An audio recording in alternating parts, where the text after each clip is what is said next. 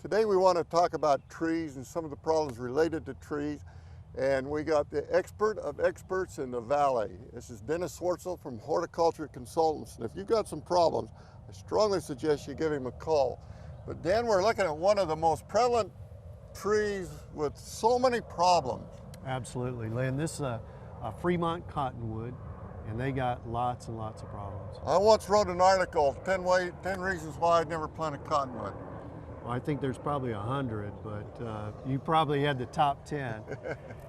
Today we have an issue here with slime flux. This is a bacterial disorder. The ooze that comes out of the trunk and rolls down the bark is a good sign of that problem. The pressure just builds up internal, and if there's a place for it to get out, it will just slime right on down the side of the trunk. So we usually see it coming out of a wound where somebody just pruned a branch off or something like that? Could be that, or it could be a natural opening. In this case, we have a cavity, and if you look up there, it's got a really deep inset in there, and that's where the ooze is coming out. Is there anything you can do with it? Not much. You just try to keep the tree as healthy as you can for as long as you can, but eventually it's going to take it out. Do I tell people it's just like a tree having allergies? Oh, that's true, and old age. You mentioned the word cavity, and we just got to focus on this this tree that opened up and was full of bees one day. And bees get in there in these cavities, and they raise heck with people. That's true. You know, the cavities are probably a result of improper pruning practices in the past. If we prune trees properly, the chances of cavities are pretty slim.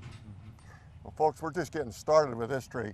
The next one that I hear most about is sooty canker. You have a big word for it, but... Sooty canker is Hendersonula or Natracia. It's a fungus, and it gets big words for me, Dan. That's right. The tree will get this fungal disease when it's in stress, and the branches start to die back. The telltale sign is the leaves that remain on the branches, while they're still brown, they don't fall off. And then if you look more closely, the branch will have blackened streaks underneath the bark. The only thing you can do is amputate those parts and get them out of there. When I put my hand on it, it's like soot. It's exactly like soot. Those are the spores, very, very contagious, can be spread from tree to tree by the tools. We're not through yet, folks. They got a lot of surface roots. Well, the surface rooting is hit by the mowers, and this is very typical for plants in a commercial area.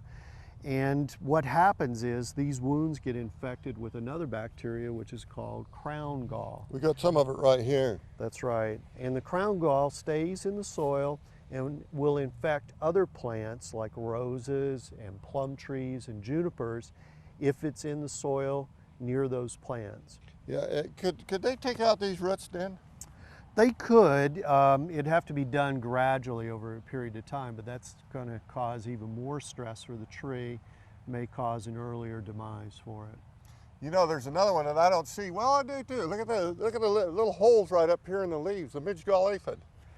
Yeah, we have a variety of insects that will attack the foliage on these cottonwoods as well, but it's not as a big a deal as some of these others. It used to be, and what that happens, folks, is that little egg gets right in the inside between the epidermises. Yes. And lives, and then it drops out, and it looks like somebody shot a shotgun through it, and then they just drop, and usually a new crop of leaves come out. That's right.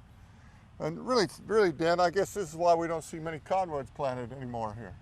Well, they're problematic. They take a lot of water, and then when you do finally remove one, all the shoots that come up from the root system under the ground, it takes about a year to get rid of them. So there's better trees to be had. I've seen it consume a whole backyard. That's right. Well, thanks, Dan, for You're sharing welcome. your knowledge with us. And folks, if you want to know about trees, here's the expert of experts. Now back to you in the studio.